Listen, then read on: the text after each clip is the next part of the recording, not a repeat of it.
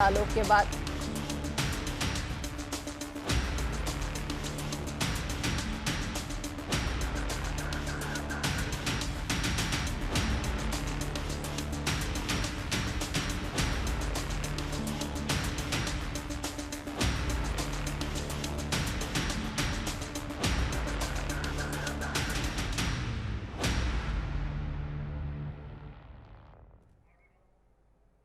नमस्कार, आप देख रहे हैं राजधानी लाइव और आपके साथ मैं हूं निशा रौतेला। तो चलिए राजधानी लाइव की शुरुआत करते हैं। कांग्रेस के पूर्व अध्यक्ष राहुल गांधी से ईडी कई घंटों की पूछताछ कर चुकी है। उस पूछताछ में राहुल ने नेशनल हेराल्ड केस में कई तरह के सवाल उनसे पूछे गए हैं, मगर कांग्रेस पार्टी की ओर से वित्त मंत्री, गृह मंत्री और कानून मंत्री को कानूनी नोटिस दे दिया गया है। इस नोटिस में पूछा गया है कि आखिर कैसे उन्हें पूछताछ की सारी जानकारी मिल रही है। आपको बता दें कि कांग्रेस ने केंद्रीय गृह मंत्री अमित शाह, वित्त मंत्री निर्मला सीतारमण और कानून मंत्री को ये नोटिस भेजा है।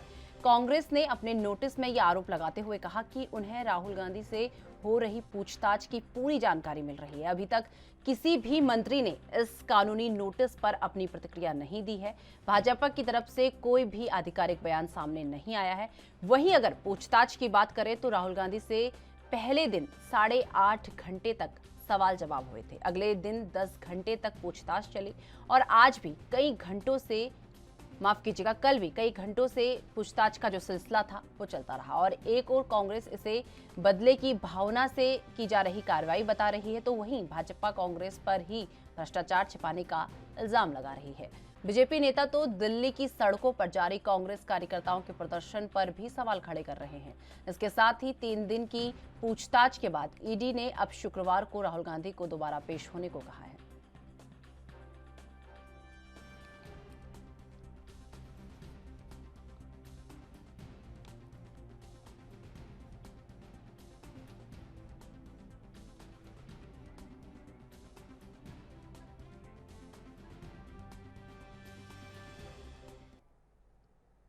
तो इस खबर पर अधिक जानकारी के लिए हमारे साथ हमारे संवाददाता राजीव तिवारी जुड़ चुके हैं। राजीव, जिस तरीके से एक बात सामने आई है जिसमें कांग्रेस पार्टी द्वारा एक नोटिस दिया गया है, जिसमें उन्होंने ये पूछा है कि ईडी द्वारा जितने भी पूछताछ जो है राहुल गांधी से की जा रही है, उसके बावजूद जो गृह मंत्री हैं, वित्त मंत्री हैं और कानून मंत्री हैं, उनको इस पूछताछ के बारे में जानकारी कैसे मिल रही है? इसे लेकर क्या कुछ अपडेट आपके पास?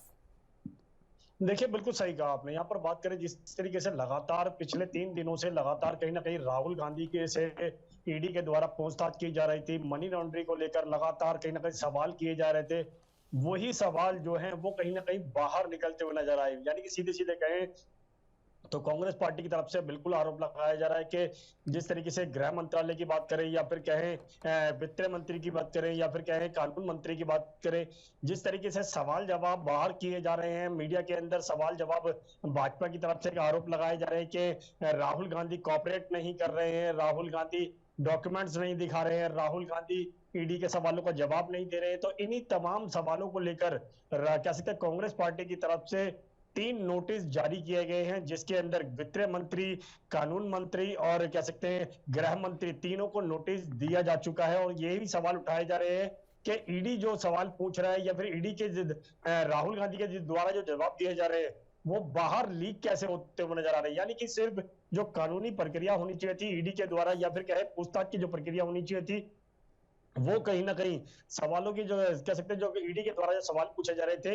वो कहीं ना कहीं बाहर लिए पहुंचते हुए नजर आ रहे हैं। और इसको लेकर कहीं ना कहीं अब ईडी को भी घेरा जा रहा है और लगातार ये भी कहा जा रहा है कि जो सवाल जवाब बंद कमरे के अंदर राहुल गांधी से किए जा रहे हैं, उनका जो जवाब है या फिर क्या क्वेश्चन है वो कहीं ना कहीं बाहर किस तरीके से पहुंच रहे हैं। मगर यहाँ पर बात करें गृह मंत्री अमित शाह की, तो अमित शाह को भी जिस तरीके से नोटिस दिया गया तो उसका भी जवाब गृह मंत्री की तरफ से दिया जाएगा। कानून मंत्री की बात करें तो उनकी तरफ से भी जवाब दिया जाएगा। और मगर यहां पर बात करें वित्त मंत्री की तो उनकी तरफ से भी जवाब दिया जाएगा। मगर अभी तक कहीं ना कहीं इन नोटिसों का जवाब नहीं दिया गया है और लगातार इस सवाल से बचने की जरूर कोशिश की जा रही है। मगर यहां पर बात करें आज जो पूछताछ होनी थी वो आज नहीं हो पाएगी। यानी कि कल जो पूछताछ लगभग कह सकते हैं 10 बजे तक हुई थी, लगभग 10 घंटे की। उसके बाद में शुक्रवार को फिर दोबारा से ईडी के सामने राहुल गांधी जो है वो पेश होंगे और फिर दोबारा से सवाल जवाब का जो सिलसिला है वो जारी रहेगा। मगर कहीं ना कहीं आज जरूर कांग्रेस पार्टी जो है वो प्रेस वार्ता के माध्यम से कहीं ना कहीं इन नोटिसों का जवाब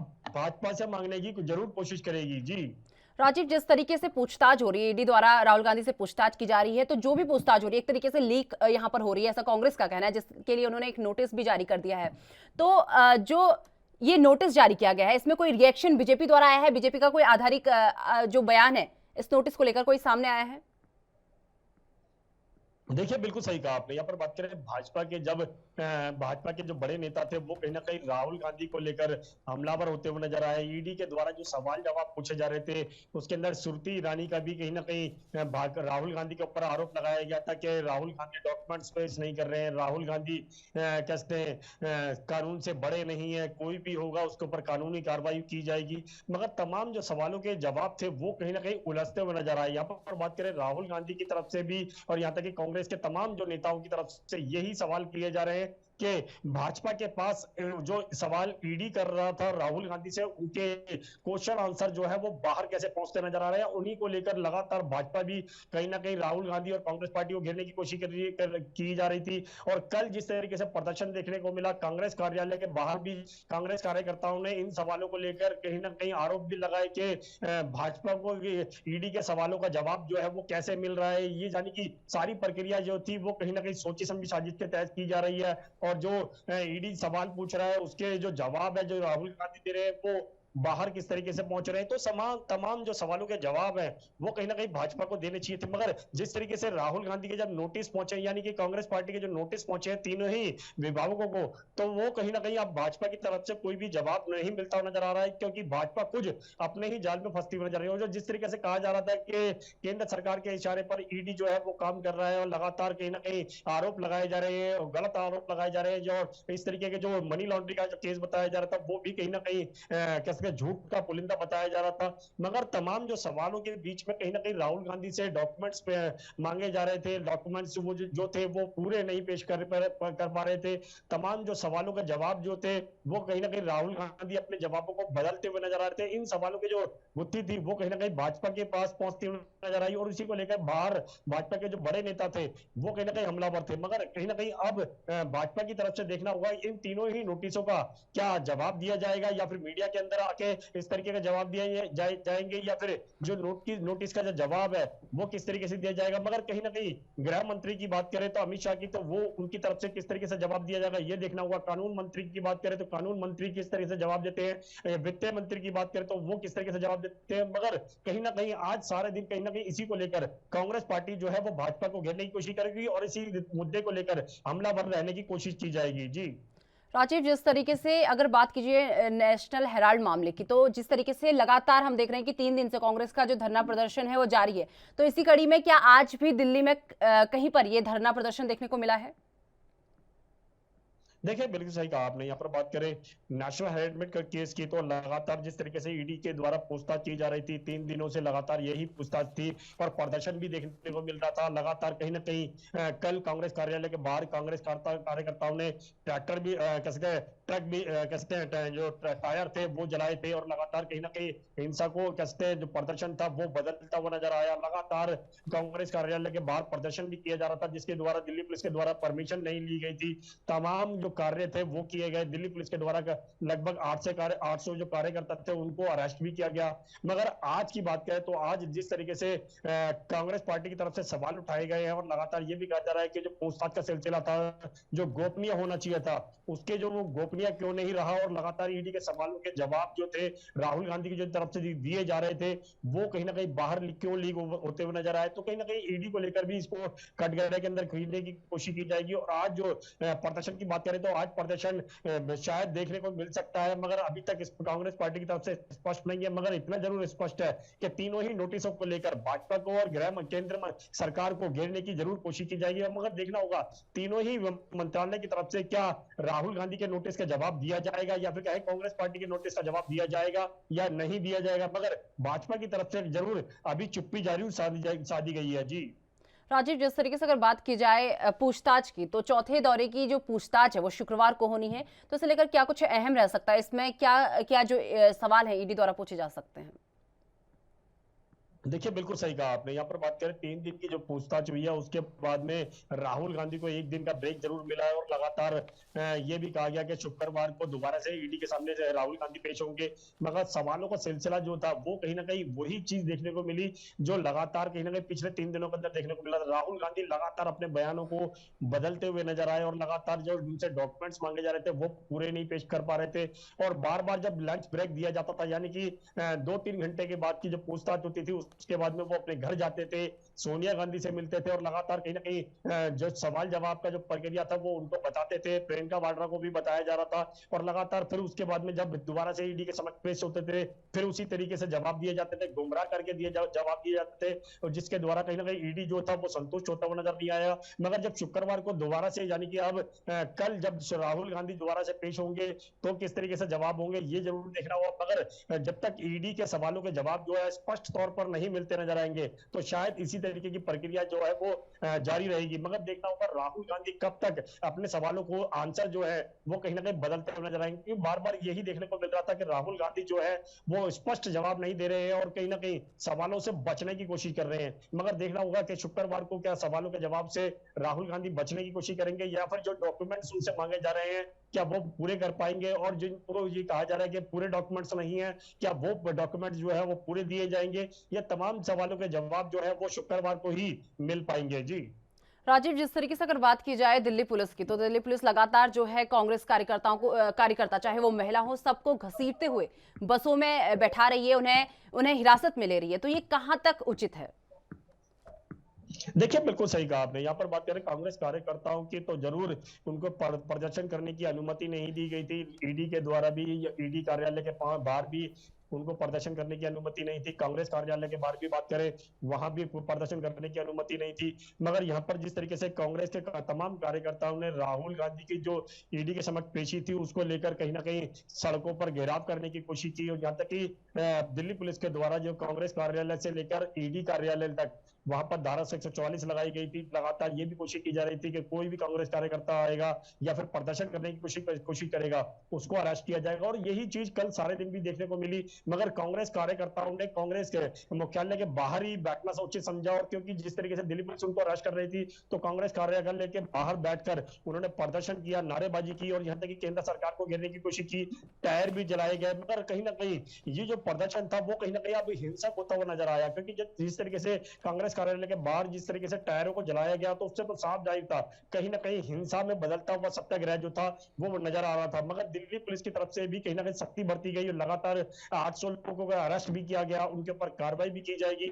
मगर हर तरीके से यही कोशिश की जा रही थी कांग्रेस कार्यकर्ता जो है वो शांत रहे। मगर कांग्रेस कार्यकर्ताओं की बात करें तो उनकी तरफ से भी बार बार कहा जा रहा है कि ईडी के द्वारा कहीं ना कहीं केंद्र सरकार कांग्रेस पार्टी को कमजोर करने की कोशिश कर रही है, उनकी छवि बिगाड़ने की कोशिश कर रही है, और इसीलिए राहुल गांधी को बार बार ईडी के समक्ष पेश होने के लिए कहा जा रहा है। जी राजीव, जिस तरीके से अगर बात की जाए कांग्रेस जो लगातार हम देख रहे हैं कि पिछले 3 दिन से लगातार प्रदर्शन कर रही, कहीं पर टायर जलाए जा रहे हैं, कहीं पर ही कुछ जलाया जा रहा है, तो लगातार जगह जगह देश के कोने कोने पर जो है कांग्रेस कार्यकर्ता जो है प्रदर्शन कर रहे हैं।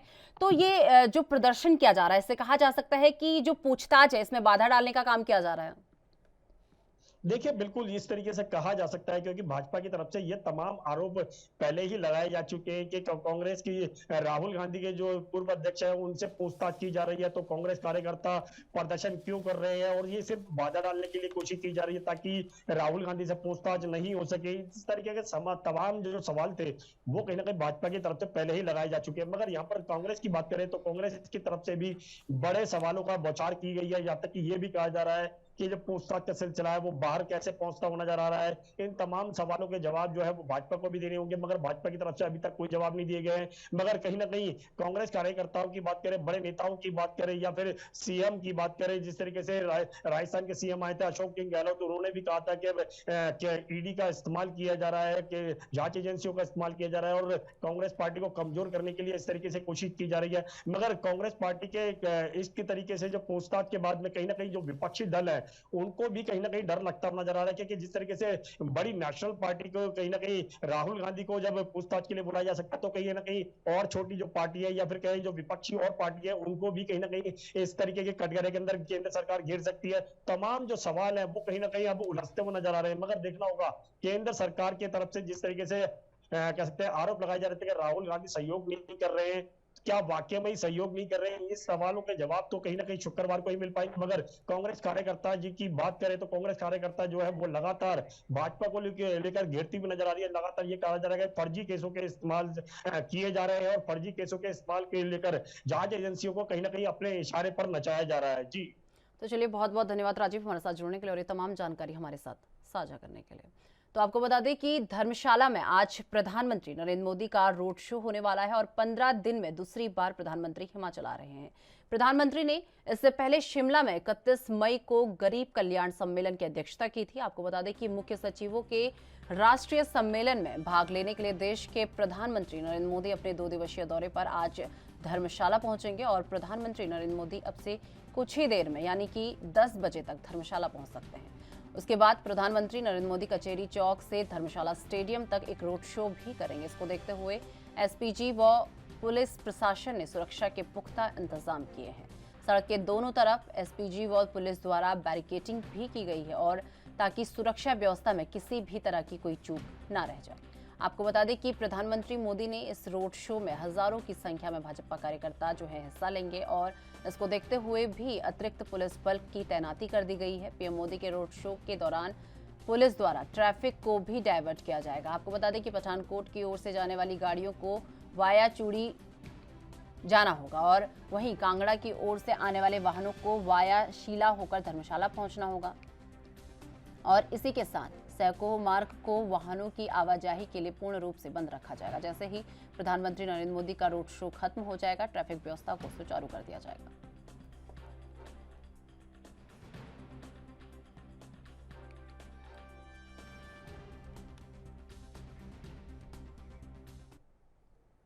तो इस खबर पर अधिक जानकारी के लिए हमारे साथ हमारे ब्यूरो चीफ टीना ठाकुर जी जुड़ चुके हैं। टीना ठाकुर जी, आज जिस तरीके से 15 दिन बाद फिर से प्रधानमंत्री जो है हिमाचल के दौरे पर रहने वाले हैं, आज वो एक रोड शो भी करने वाले हैं, तो इस रोड शो में क्या कुछ अहम रह सकता है? प्रधानमंत्री नरेंद्र मोदी हिमाचल के धर्मशाला पहुंचेंगे। ये एक मुख्य राष्ट्रीय सम्मेलन वो है, एक सरकार में जो है राजा ने एक इससे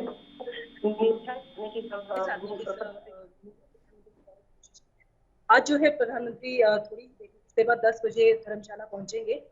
वहां पे जो है भाजपा ने जो है उनका जो रोड शो है आयोजित किया हुआ है, वो कचहरी रोड से शुरू होकर स्टेडियम, क्रिकेट स्टेडियम जो है धर्मशाला का, वहां तक जाएगा। लगभग 1200 मीटर के दायरे में ये रोड शो प्रधानमंत्री का होना है। तो इसमें जो है प्रधानमंत्री के साथ जो है मुख्यमंत्री जयराम ठाकुर, प्रदेश अध्यक्ष सुरेश कश्यप और जो शीर्ष नेतृत्व है वो मौजूद रहेंगे।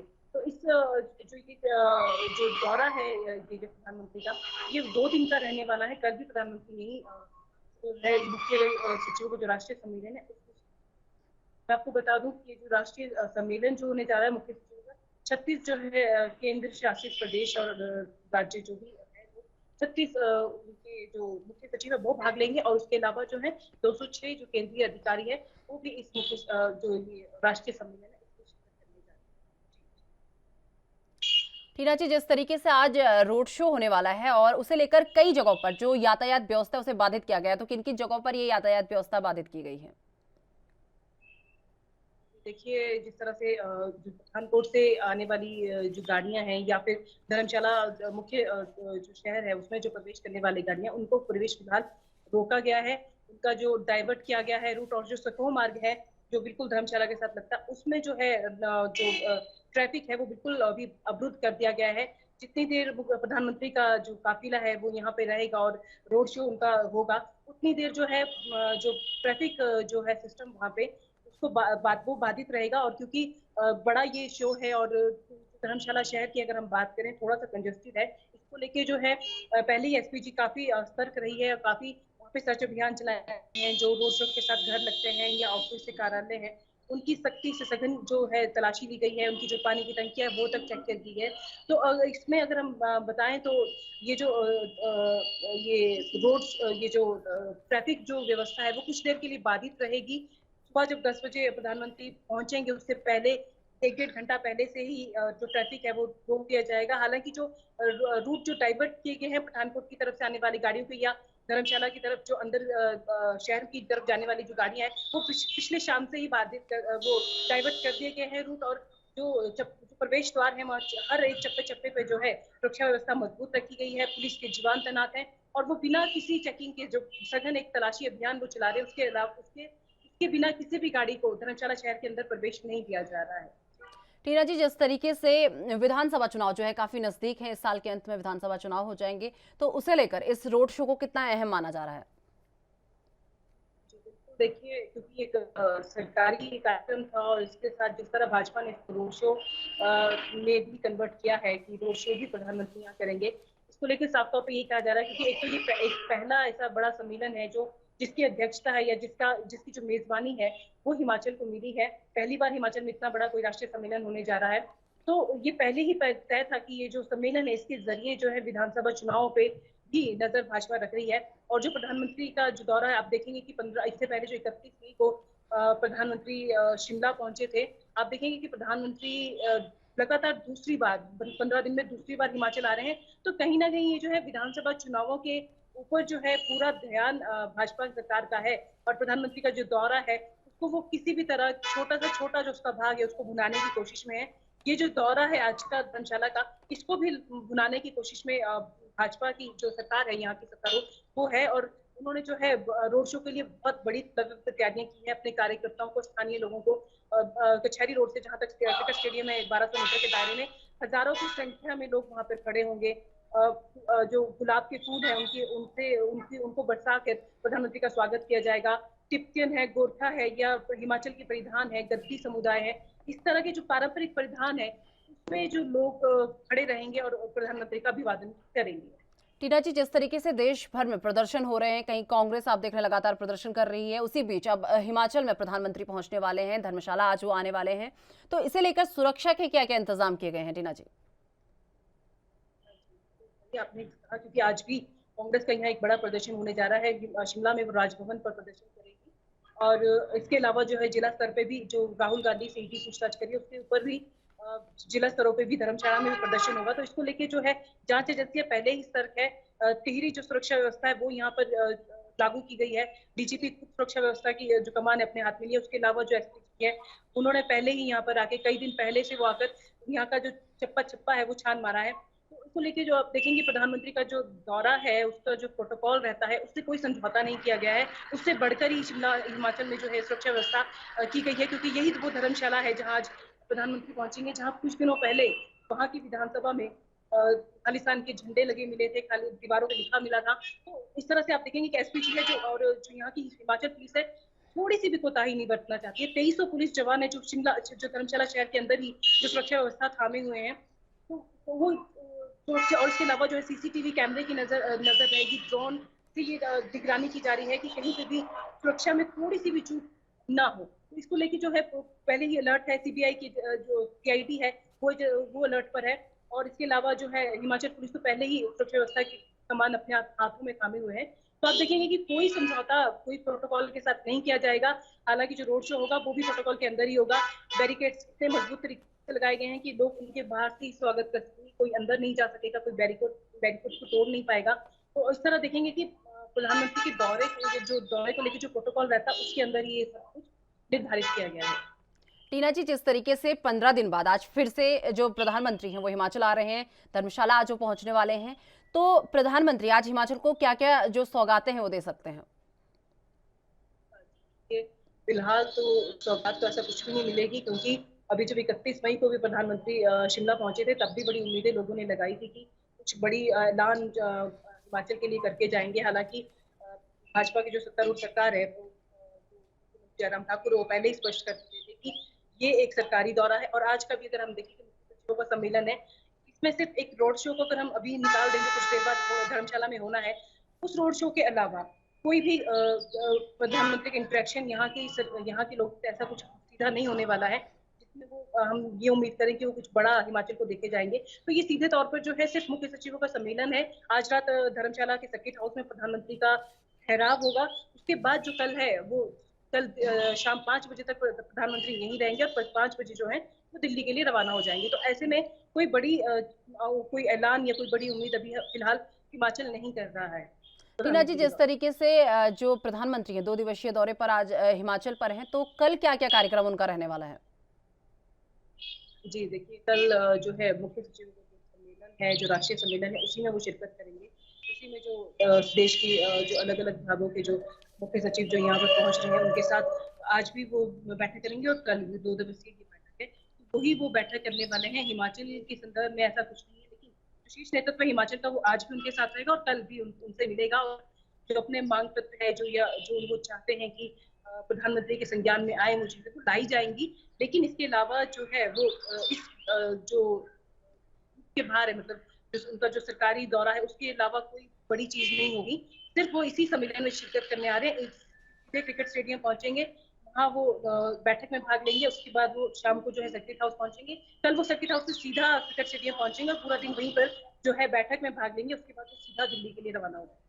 टीना जी, जिस तरीके से रोड शो आज होने वाला है, तो कितने लोग इस रोड शो में शामिल हो सकते हैं? कितनी भीड़ जुटने की उम्मीद भाजपा लगा रही है?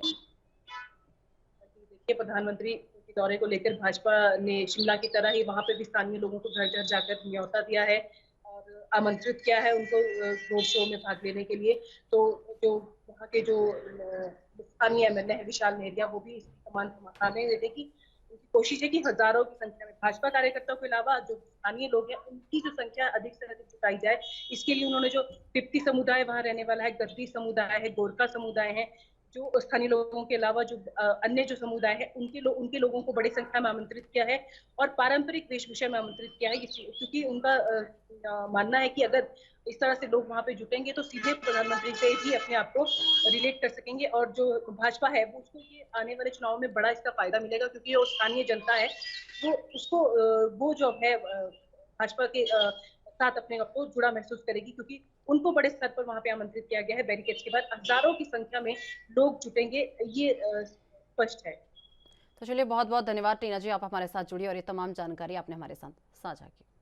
पंजाब कांग्रेस द्वारा चंडीगढ़ में पंजाब राजभवन के घेराव के संबंध में सूत्रों के अनुसार पंजाब कांग्रेस के नेता कार्यकर्ता अमरिंदर सिंह राजा वडिंग हाईकमान के निर्देश पर बेवजह प्रताड़ना के चलते पंजाब राजभवन का घेराव करेंगे। वे पहले सुबह 10 बजे पंजाब कांग्रेस भवन में एकत्रित होंगे और फिर पंजाब राजभवन सेक्टर 6 चंडीगढ़ की ओर मार्च करेंगे। इसके अलावा अमरिंदर सिंह राजा वडिंग ने सभी कांग्रेस जिला कार्यकर्ताओं को इस मामले के संबंध में अपने जिला मुख्यालय के सामने विरोध प्रदर्शन करने का निर्देश दिया है।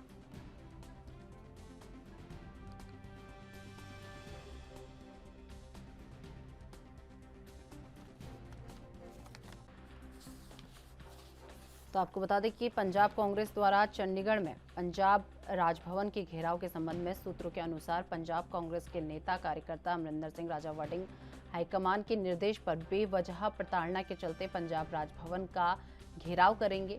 आपको बता दें कि वे पहले सुबह 10 बजे पंजाब कांग्रेस भवन में एकत्रित होंगे और फिर पंजाब राजभवन सेक्टर 6 चंडीगढ़ की ओर मार्च करेंगे। और इसके अलावा अमरिंदर सिंह और राजा वडिंग ने सभी कांग्रेस कार्यकर्ताओं को इस मामले के संबंध में अपने जिला मुख्यालय के सामने विरोध प्रदर्शन करने का निर्देश दिया है।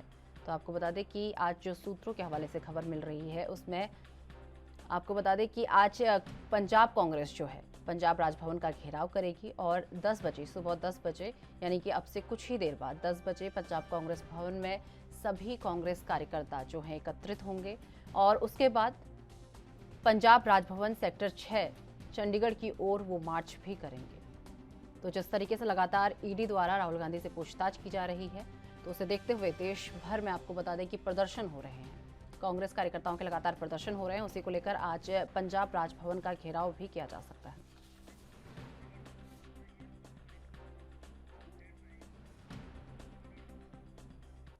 तो इस खबर पर अधिक जानकारी के लिए हमारे साथ हमारे संवाददाता अमित कुमार जुड़ चुके हैं। अमित, जिस तरीके से पंजाब कांग्रेस द्वारा आज राजभवन का घेराव करने की बात कही गई है, तो इसे लेकर क्या कुछ अपडेट आपके पास है? देखिए 10 बजे के करीब कहेंगे कांग्रेस की तरफ से ऐलान किया गया था कि आज पंजाब राजभवन का घेराव किया जाएगा। अगर आज का घेराव सक्सेसफुल नहीं होता है तो इसके अलावा कल फिर दोबारा प्रदर्शन किया जाएगा। पर कल पंजाब कांग्रेस सभी डिस्ट्रिक्ट से आगे डिस्ट्रिक्ट कांग्रेस का प्रदर्शन किया जाता है। तो लगातार आप देख सकते हैं कांग्रेस पंजाब कांग्रेस सरकार के ऊपर लॉ और स्थिति में देखते हुए प्रेशर बनाने की कोशिश करिए कि जल्द से जल्द जो दोषी हैं, जो गुनहगार हैं, उनके ऊपर कार्रवाई की जा सके। तो अपनी तरफ से अगर उनके कांग्रेस पूरी कोशिश कर रही है कि किसी भी तरीके से जितना हो सके प्रेशर बना जाए। देखिए कि बार बार जो राहुल गांधी को ईडी के तरफ से पूछताछ के बुलाया जा रहा है, तो वो बात बार बार कही जा रही है कि वो मेन रीजन है जिसके चलते ये स्टेप उठाए जा रहे हैं। और अगर ये स्टेप नहीं होते, अगर बार बार राहुल गांधी को नहीं बुलाना बंद नहीं किया है, तब तक ये प्रदर्शन चलते रहेंगे। अब कहेंगे राजभवन के आगे प्रदर्शन किया जा रहा है, तो देखना हो कि इसके आगे की क्या रणनीति रहने वाली है अगर कांग्रेस के आगे को प्रदर्शन करती है तो। ठीक अमित, जिस तरीके से लगातार कांग्रेस जो है प्रदर्शन कर रही है, चाहे वो देश के किसी भी कोने में आप ले लीजिए, हर जगह कांग्रेस का प्रदर्शन हो रहा है, उसी के चलते राजभवन को भी, पंजाब राजभवन को भी घेरने की बात कही गई है। तो क्या लग रहा है कि यहाँ पर ईडी द्वारा जो पूछताछ की जा रही है राहुल गांधी से, वहां पर बाधा डालने का काम यहाँ पर किया जा रहा है सीधे तौर पर? देखिए, जब हम बात कर रहे हैं, जब स्टार्ट हुआ था सीधे तौर पर बात करें तो जब ये चीज इनिशिएटिव स्टार्ट की गई थी तो देखा आ जाता कि हम सबसे क्या करेंगे, एक शांतिपूर्ण तरीके से प्रोटेस्ट करेंगे।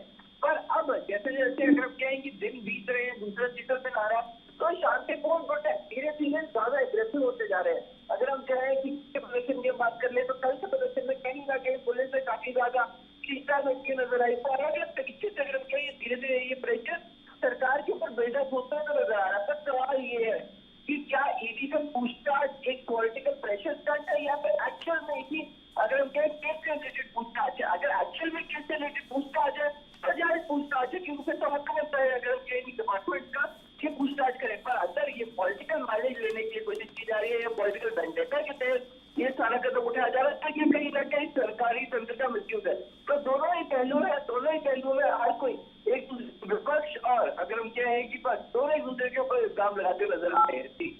तो चलिए, बहुत बहुत धन्यवाद अमित हमारे साथ जुड़ने के लिए और ये तमाम जानकारी हमारे साथ साझा करने के लिए।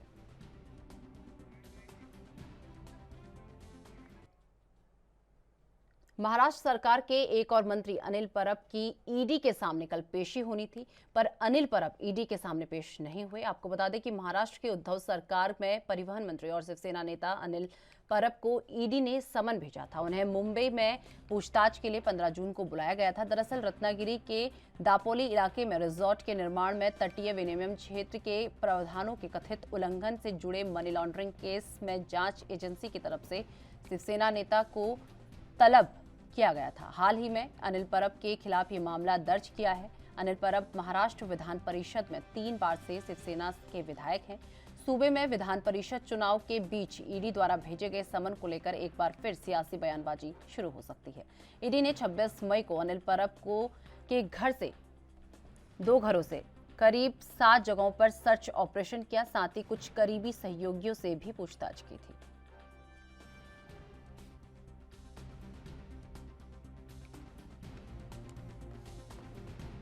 मैं नासिक आया था और नासिक आने के बाद में जनरली इस साइड में मैं जब आता हूँ तो साईं बाबा के दर्शन करने के लिए आता हूँ। और ये आज नहीं आ रहा हूँ, मेरे बचपन से मैं आ रहा हूँ। और आज नासिक आने तक फिर मैं आगे बाबा के दर्शन लेने आया था। आज मैंने आरती की और ये मांग की कि महाराष्ट्र में अच्छी इस बार फसल हो, इस बार बारिश अच्छी हो और बाबा के यहाँ पर आने से एक ताकत मिलती है, वो ताकत हमें मिलती रहे। ईडी ने जो समन्स की नोटिस भेजी थी वो कल ही भेजी थी, इसलिए मैं मुंबई में नहीं था। तो मैंने उनको इंटीमेट कर दिया है कि मैं मुंबई में नहीं हूँ, मैं जैसे ही मुंबई में जाऊँगा मैं वहाँ पर जाऊँगा। नाही, मी अशा बऱ्याच वेळेला कुठलाही पाया पडण्यासाठी प्रशासनाला कळवणं मला वाटत नाही की हा काय माझा का अधिकृत दौरा नव्हता। देवाच्या पाया पडण्यासाठी मला वाटतं आपण सर्वसामान्य भक्ताप्रमाणे यावं आणि भक्ताप्रमाणे दर्शन घेऊन जावं। बार-बार बुलाया जा रहा है, हर बार जितनी बार वो बुलाएंगे उतनी बार मैं जाऊंगा, क्योंकि उनको बुलाने का हक है, किरीट सोमैया को बुलाने का हक नहीं है। किरीट सोमैया को कौन पूछने वाले हैं? किरीट सोमैया मुझे कोई सवाल पूछ नहीं सकते, उनको कोई अधिकार नहीं है। मुझे जो सवाल पूछने वाले हैं। तो इस खबर पर अधिक जानकारी के लिए हमारे साथ हमारे संवाददाता सत्यप्रकाश सोनी हमारे साथ जुड़ चुके हैं। सत्यप्रकाश, जिस तरीके से कल मंत्री अनिल परब की ईडी के सामने पेशी होनी थी लेकिन वो पेश नहीं हो पाए, तो इसे लेकर क्या कुछ अपडेट आपके पास है?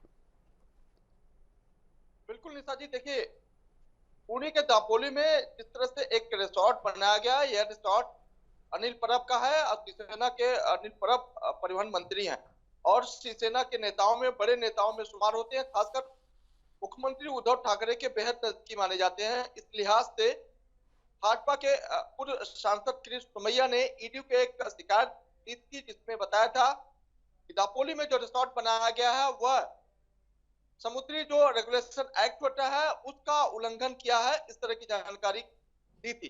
जिसके बाद ईडी ने अनिल परब के घर, दफ्तर सहित तमाम जगहों पर छापेमारी की थी। इस दौरान अनिल परब के बेहद करीबी सदानंद कदम और संजय पवार के यहाँ भी पूछताछ की थी, जिसमें दोनों का स्टेटमेंट लिया गया था। इस बीच अनिल परब को एक बार फिर से समन किया गया था, लेकिन वह नहीं पहुंचे। लिहाजा उन्होंने मीडिया से बातचीत करते हुए एक वीडियो जारी किया और वीडियो में कहा है वह इस वक्त साईं बाबा का दर्शन करने शिरडी गए हुए हैं और वह जरूर ईडी के सामने हाजिर होंगे। लेकिन इस बीच उन्होंने यह भी कहा कि महाराष्ट्र में जिस तरह से सियासी हलचल है, महाराष्ट्र में इस बार अच्छी बारिश होना चाहिए, महाराष्ट्र की स्थिति अच्छी होना चाहिए। इसके लिए साईं बाबा के दर्शन किए, आरती किए और वह उम्मीद करते हैं कि इस बार महाराष्ट्र की स्थिति अच्छी रहेगी। और उन्होंने कहा कि अगर ईडी उन्हें दोबारा बुलाती है तो बिल्कुल वह ईडी के सामने हाजिर होंगे। लेकिन जिस वक्त ईडी ने उन्हें समन किया था उस वक्त वह मुंबई में नहीं थे, वह शिरडी पहुंच चुके थे। सत्यप्रकाश, जिस तरीके से कल ईडी के सामने अनिल परब की पेशी होनी थी लेकिन वो पेश नहीं हो पाए थे, तो इसे लेकर क्या कोई बड़ा एक्शन लिया गया है उनके खिलाफ? देखिए, ऐसे बड़े नेताओं के खिलाफ जब ईडी समन करती है तो उस समन का जवाब उस वकील को देना होता है। ठीक उसी तरह से अनिल परब के वकील ने ये जानकारी दे दी ऑलरेडी ईडी को कि अनिल परब मुंबई में नहीं है, जैसे वो मुंबई में आएंगे ईडी के सामने हाजिर हो जाएंगे।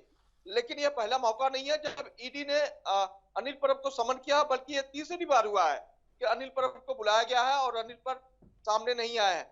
ऐसे में देखना यह होगा कि माननीय कोर्ट के सामने ईडी क्या कुछ दस्तावेज रखती है। लेकिन सीधे अनिल परब का यह कहना है कि उन्होंने इस तरह की कोई अनियमितता नहीं पाई है।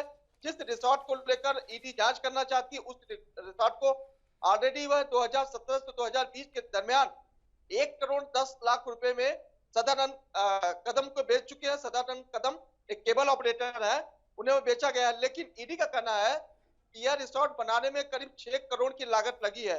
ऐसे में 1 करोड़ 10 लाख में कैसे बेचा गया इसकी जांच की जाए। तो जिस तरीके से अनिल परब की कल पेशी होनी थी वो पेश नहीं हो पाए थे, तो अगली पेशी जो अनिल परब की है वो कब तक हो सकती है?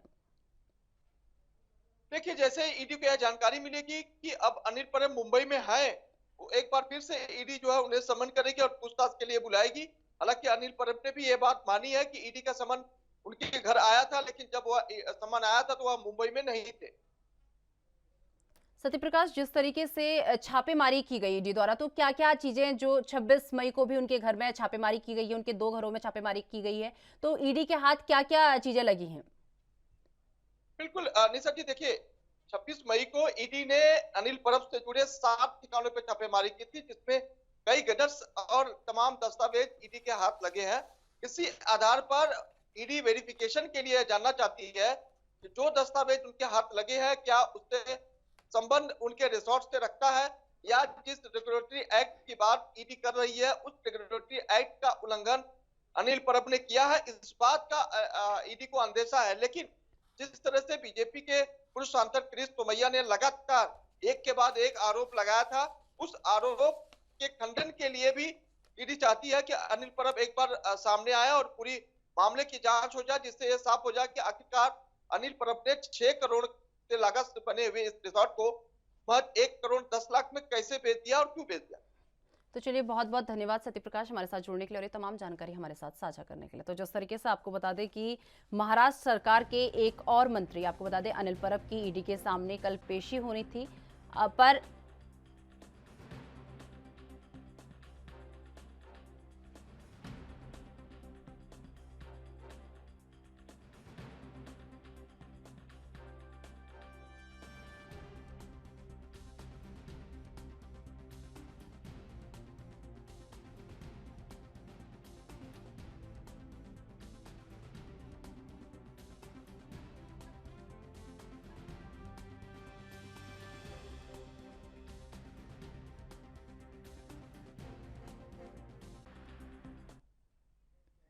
नेशनल हेराल्ड मामले में प्रदेश कांग्रेस लगातार ईडी और भाजपा के खिलाफ तकरीबन रोजाना प्रदर्शन कर रही है। इसी कड़ी में आज जम्मू कश्मीर के गवर्नर हाउस के बाहर कांग्रेस के नेता और कार्यकर्ता प्रदर्शन करेंगे। जब से ईडी ने राहुल गांधी से पूछताछ शुरू की है, तभी से कांग्रेस जगह जगह प्रदर्शन कर रही है। लगातार ऐसी तस्वीरें सामने आ रही है जहां पर कांग्रेस कार्यकर्ताओं को हिरासत में लिया जा रहा है।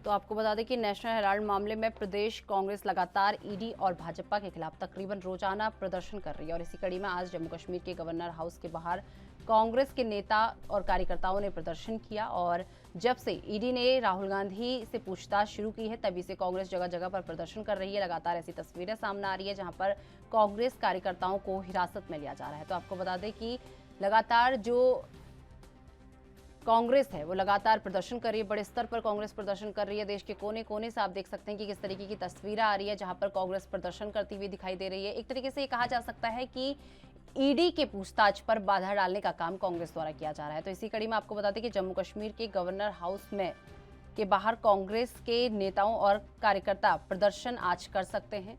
तो लगातार सभी जगह हर राज्य में कांग्रेस द्वारा प्रदर्शन किया जा रहा है। लगातार ईडी की पूछताछ के दौरान ये प्रदर्शन किया जा रहा है। आप देख सकते हैं कि किस तरीके से बैरिकेडिंग तोड़ते हुए कांग्रेस कार्यकर्ता जो हैं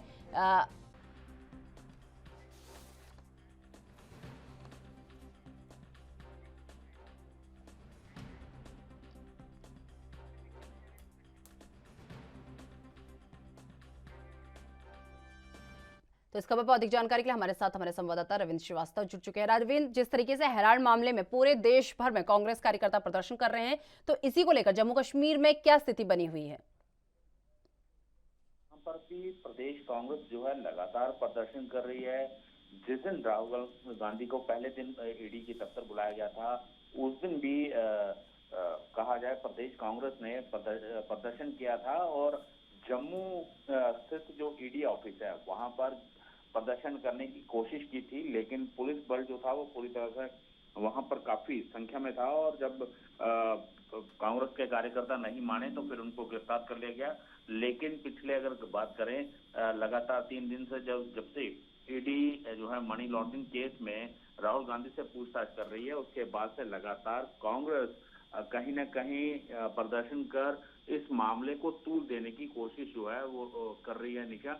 तो कहीं ना कहीं कल भी प्रदेश कांग्रेस ने प्रदर्शन कर अपने ऑफिस के बाहर, जो प्रदेश कांग्रेस का ऑफिस है उसके बाहर प्रदर्शन किया और सड़क पर आने की कोशिश की। लेकिन जम्मू कश्मीर पुलिस के जवान जो हैं वो पहले से ही तैनात थे और उन्होंने वहां पर बैरिकेडिंग कर दी और प्रदेश कांग्रेस के कार्यकर्ता जो वो लगातार प्रदर्शन करते रहे और यही कहते रहे कि ये भाजपा की जो दमनकारी नीतियां हैं इसके खिलाफ और राहुल गांधी को जिस प्रकार से परेशान किया जा रहा है, लगातार ईडी का इस्तेमाल किया जा रहा है और राहुल गांधी को लगातार पूछताछ के लिए बुलाया जा रहा है, इसको लेकर भाजपा की नीतियों और खासकर जो दमनकारी नीतियां हैं उनके खिलाफ हम प्रदर्शन कर रहे हैं। निशा, रविंद्र, जिस तरीके से अगर बात की जाए कांग्रेस के प्रदर्शन की, तो आज कहां कहां पर कांग्रेस जो है जम्मू कश्मीर में अपना प्रदर्शन कर सकती है? जी देखिए, जो प्रदेश कांग्रेस के स्पोक्स पर्सन रविंद्र शर्मा है, उन्होंने कल ही बता दिया था कि हम राजभवन के बाहर प्रदर्शन करेंगे और बड़ी संख्या में हमारे कार्यकर्ता वहां पर मौजूद रहेंगे, क्योंकि लगातार ईडी जो है नेशनल हेराल्ड केस में राहुल गांधी और सोनिया गांधी को परेशान कर रही है और लगातार 3 दिनों से कई घंटे जो है वो पूछताछ कर रही है और आज प्रदेश कांग्रेस जो है वो जम्मू के राजभवन के बाहर प्रदर्शन करेगी। निशा, रविंद्र, जिस तरीके से दिल्ली से ऐसी तस्वीरें सामने आई थी जहां पर कांग्रेस कार्यकर्ता जो है प्रदर्शन कर रहे थे और लगातार उन्हें हिरासत में लिया जा रहा था, तो जम्मू कश्मीर से भी क्या कोई ऐसी तस्वीरें सामने आई हैं कि कांग्रेस कार्यकर्ता प्रदर्शन कर रहे हो और उन्हें हिरासत में लिया जा रहा हो?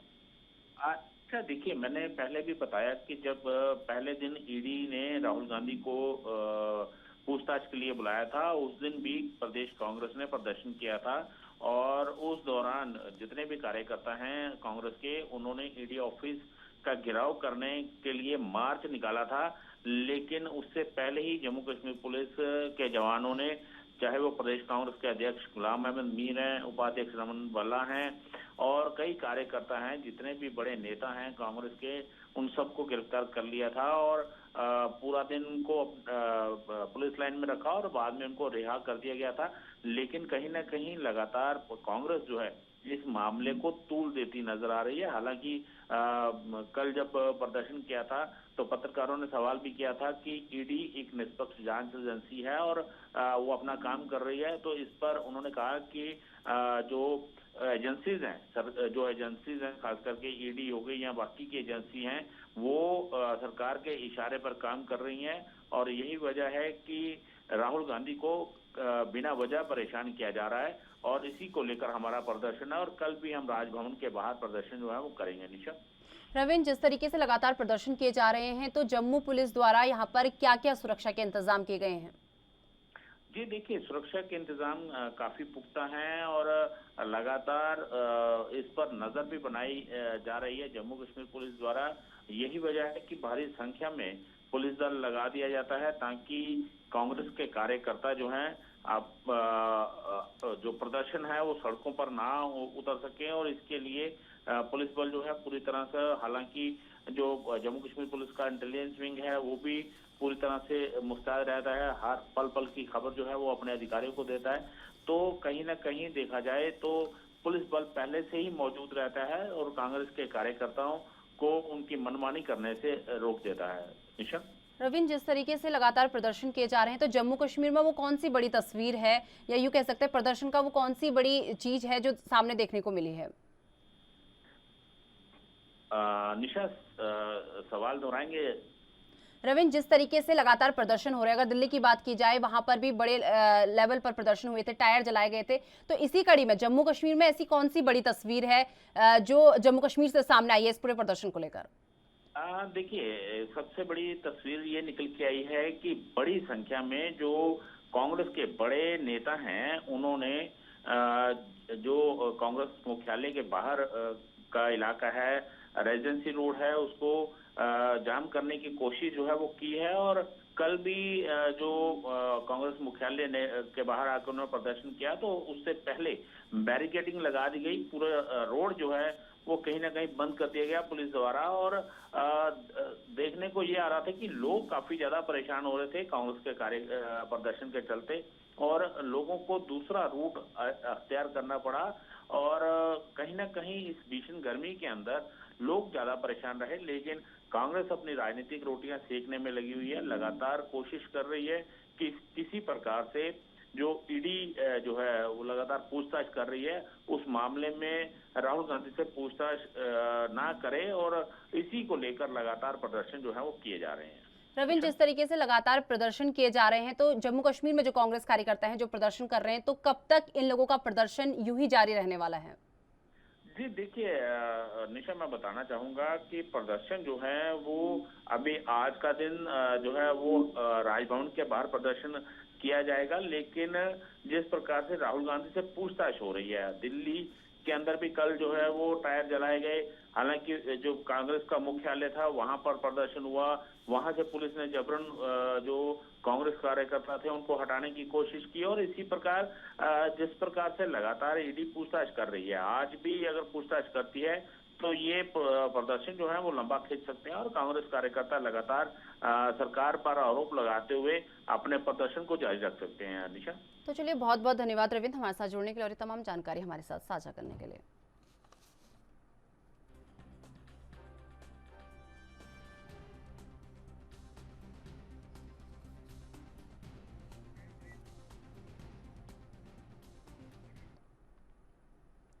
कांग्रेस पार्टी के पूर्व राष्ट्रीय अध्यक्ष राहुल गांधी के खिलाफ नेशनल हेराल्ड मनी लॉन्ड्रिंग मामले में ईडी के समन का मामला तूल पकड़ता जा रहा है। कार्यकर्ता राजधानी देहरादून के कांग्रेस पार्टी के कार्यालय में 10 बजे धरना प्रदर्शन करेंगे। इससे पार्टी के कई वरिष्ठ पदाधिकारी, विधायक व कार्यकर्ता शामिल होंगे।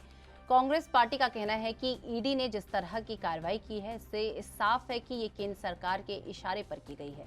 दिल्ली पुलिस ने कार्यकर्ताओं पर लाठीचार्ज किया है और कांग्रेस प्रदेश अध्यक्ष करण महारा ने आरोप लगाते हुए कहा कि आज भाजपा भी वही काम कर रही है जो अंग्रेजों ने किया है और इसके विरोध में आज राजभवन कूच करेंगे और शुक्रवार को जिला मुख्यालयों का विरोध किया जाएगा।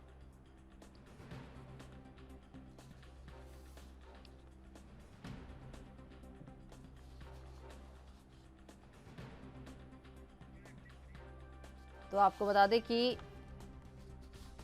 उत्तराखंड में भी जो है लगातार जो ये मामला है तूल पकड़ता जा रहा है और इसी कड़ी में कांग्रेस पार्टी के पूर्व राष्ट्रीय अध्यक्ष राहुल गांधी के खिलाफ नेशनल हेराल्ड मनी लॉन्ड्रिंग मामले में ईडी के समन का मामला अब तूल पकड़ता जा रहा है। कार्यकर्ता राजधानी देहरादून के कांग्रेस पार्टी के कार्यालय में 11 बजे धरना प्रदर्शन करेंगे। इसमें पार्टी के कई वरिष्ठ पदाधिकारी, विधायक व कार्यकर्ता शामिल होंगे। कांग्रेस पार्टी का कहना है कि ईडी ने जिस तरह की कार्रवाई की है इससे साफ है कि वो केंद्र सरकार के इशारे पर काम कर रही है और दिल्ली पुलिस ने कार्यकर्ताओं पर लाठीचार्ज किया है। कांग्रेस प्रदेश अध्यक्ष करण महारा ने आरोप लगाते हुए कहा कि आज भाजपा वही काम कर रही है जो अंग्रेजों ने किया है। इसके विरोध में आज वो राजभवन कूच करेंगे और शुक्रवार को जिला मुख्यालयों पर विरोध किया जाएगा। तो आपको बता दें कि लगातार आप देख रहे हैं कि जिस तरीके से हर राज्य की अगर बात की जाए, हर जगह कांग्रेस अपना प्रदर्शन कर रही है, कहीं पर टायर जलाकर अपना रोष व्यक्त कर रही है।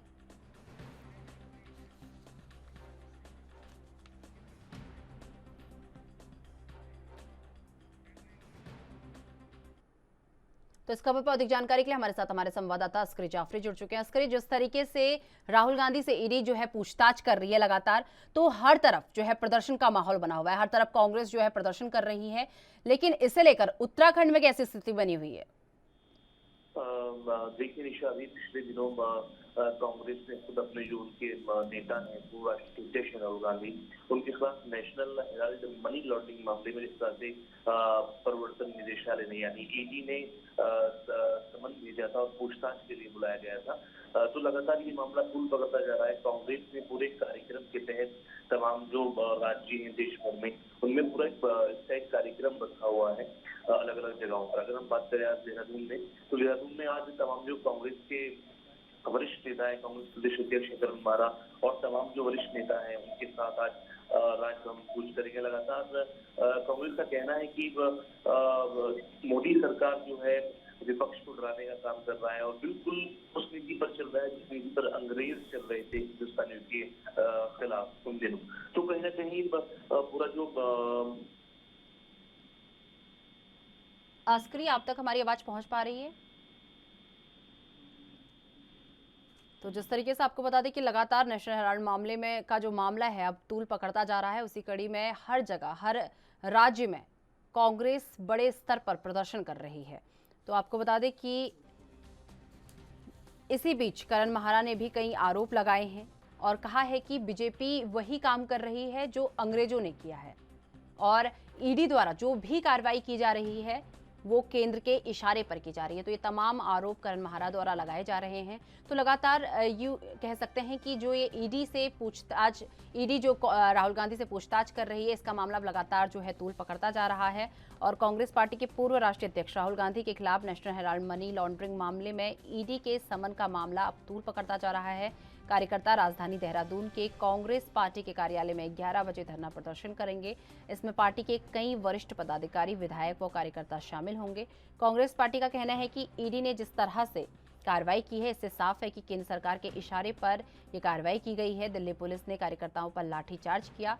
कांग्रेस प्रदेश अध्यक्ष करण महारा ने आरोप लगाते हुए कहा कि आज भाजपा भी वही काम कर रही है जो अंग्रेजों ने किया था। इसके विरोध में आज राजभवन कूच किया जाएगा और शुक्रवार को जिला मुख्यालयों पर विरोध किया जाएगा। तो आपको बता दें कि लगातार उत्तराखंड में भी ये मामला अब तूल पकड़ता जा रहा है और कांग्रेस का कहना है कि आज जो है राजभवन उनके द्वारा कूच किया जाएगा और शुक्रवार को यानी कि जब कल फिर से ईडी राहुल गांधी से पूछताछ करेगी तो जिला मुख्यालयों में विरोध प्रदर्शन किया जाएगा कांग्रेस द्वारा। तो लगातार ये मामला हर जगह पर अब तूल पकड़ता हुआ जा रहा है और करण महारा द्वारा कई आरोप जो है लगाए गए हैं। उन्होंने कहा कि जो बीजेपी है वो अंग्रेजों की तरह ही काम कर रही है। जिस तरीके से अंग्रेज काम किया करते थे उसी तरीके से बीजेपी भी काम कर रही है। और ईडी की कार्रवाई को उन्होंने ये कहा है कि ईडी की जो कार्रवाई है वो केंद्र सरकार के इशारे पर की जा रही है। तो ये तमाम आरोप जो हैं कांग्रेस कार्यकर्ताओं द्वारा लगाए जा रहे हैं। और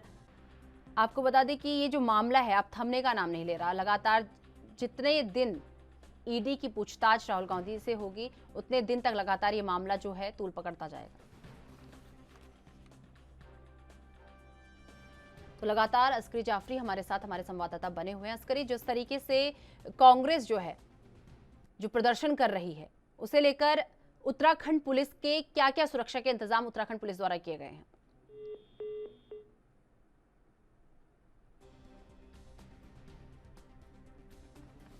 तो आपको बता दें कि जिस तरीके से कांग्रेस पार्टी के पूर्व राष्ट्रीय अध्यक्ष राहुल गांधी के खिलाफ नेशनल हेराल्ड मनी लॉन्ड्रिंग मामले में ईडी के ने समन का जो मामला है अब तूल पकड़ता जा रहा है। और कांग्रेस कार्यकर्ता राजधानी देहरादून में मैं पार्टी कार्यालय में 11 बजे धरना प्रदर्शन आज उनके द्वारा किया जाएगा। इसमें पार्टी के कई वरिष्ठ पदाधिकारी, विधायक व कार्यकर्ता शामिल होंगे। कांग्रेस पार्टी का कहना है कि ईडी ने जिस तरह से कार्रवाई की है इससे ये साफ हो जाता है कि केंद्र सरकार के इशारे पर ये पूरी कार्रवाई की जा रही है। और दिल्ली पुलिस ने कार्यकर्ताओं पर लाठीचार्ज किया है। कांग्रेस प्रदेश अध्यक्ष करण महाराज ने आरोप लगाते हुए कहा कि आज भाजपा वही काम कर रही है जो अंग्रेजों ने किया था। इसके विरोध में आज राजभवन कूच किया जाएगा और शुक्रवार को जिला मुख्यालयों का विरोध जो है वहां पर खड़े होकर विरोध किया जाएगा। तो लगातार हमारे संवाददाता अस्करी जाफरी हमारे साथ जुड़े हैं। अस्करी, जिस तरीके से कांग्रेस जो है लगातार प्रदर्शन कर रही है तो इसे लेकर उत्तराखंड पुलिस द्वारा क्या क्या सुरक्षा के इंतजाम किए गए हैं? देखिए, लगातार जो है क्योंकि ये जो है पहले से सूचना दी गई थी धरने के लिए और तमाम जो कोच के प्रोग्राम है राजभवन के लिए, तो सुरक्षा के पुख्ता इंतजाम यहाँ पर देखे जा रहे हैं। लेकिन जिस तरह से लगातार कार्रवाई हो रही है कांग्रेस के शीर्ष नेताओं के खिलाफ, तो उसी कड़ी में जिस तरह से पूर्व राष्ट्रीय अध्यक्ष राहुल गांधी उनको समन भेजा गया ईडी की तरफ से, तो कहीं ना कहीं कांग्रेस के तमाम जो नेता है इस पर मुखर नजर आ रहे हैं। लगातार जिस तरह से तमाम जो कांग्रेस के नेता हैं उन्होंने अलग अलग प्रदेशों में ईडी के जो ऑफिस हैं, जो कार्यालय हैं ईडी के, उनके बाहर घेराव का भी कार्यक्रम किया था, तो धरना कार्यक्रम किया था, धरना प्रदर्शन किया था। तो वहां पर भी तमाम जो प्रकरण सामने आए हैं, पुलिस ने लाठीचार्ज किया। खासतौर से हम दिल्ली की बात करें और गिरफ्तारी भी तमाम नेताओं ने दी है। खुद प्रदेश के जो पूर्व मुख्यमंत्री कांग्रेसी नेता हैं हरीश रावत, उन्होंने दिल्ली में गिरफ्तारी दी है। तो कहीं ना कहीं ऐसा माना जा रहा है कि तमाम जो प्रदेश के नेता हैं वो लगातार इस जो कार्यक्रम, ये जो प्रदर्शन है पूरा, इसको बड़ा बनाने की कोशिश में है। क्योंकि लगातार उनके जो बड़े नेता है राहुल गांधी, उनके ऊपर उंगलियां उठ रही हैं। लगातार कांग्रेस के जो बड़े नेता, उनका यही कहना है कि जो पुलिस है वो केंद्र सरकार के इशारे पर काम कर रही है और कहीं ना कहीं जो है कांग्रेस के नेताओं को परेशान किया जा रहा है। आज खुद तमाम जो बड़े नेता हैं प्रदेश के, करण मेहरा है प्रदेश अध्यक्ष, और तमाम जो प्रदेश प्रवक्ता हैं, तमाम जो पदाधिकारी हैं, संगठन जो मंत्री हैं, मसरत जोशी, वो तमाम नेता जो है आज राजभवन की तरफ कूच कर रहे हैं। 11 बजे का कार्यक्रम है, तो इसके इंतजाम पुख्ता है। लेकिन क्योंकि जाहिर है उनके जो पूर्व प्रदेश अध्यक्ष पर उंगलियां उठी हैं और कहीं ना कहीं प्रवर्तन निदेशालय ने उनसे पूछताछ के लिए नोटिस भी जारी किया है और उनको बुलाया भी गया था। तो कहीं ना कहीं तमाम जो नेता हैं वो अपनी साख बचाने के लिए आज इस जद्दोजहद में नजर आ रहे हैं। और आज ऐसा माना जा रहा है कि 11 बजे पुलिस से कहीं ना कहीं आपस में उनकी नोक-झोंक भी हो सकती है। तो माहौल फिलहाल गर्म है। कांग्रेस के तमाम जो नेता हैं वो गुस्से में भी हैं, परेशान नजर आ रहे हैं और लगातार अपने नेता के लिए आवाज उठा रहे हैं कि मोदी सरकार जो है जिस तरह से नेशनल हेराल्ड मामला जो है, मनी लॉन्ड्रिंग वाला मामला जो है, उसमें बिला वजह जो है हमारे नेता को परेशान किया जा रहा है।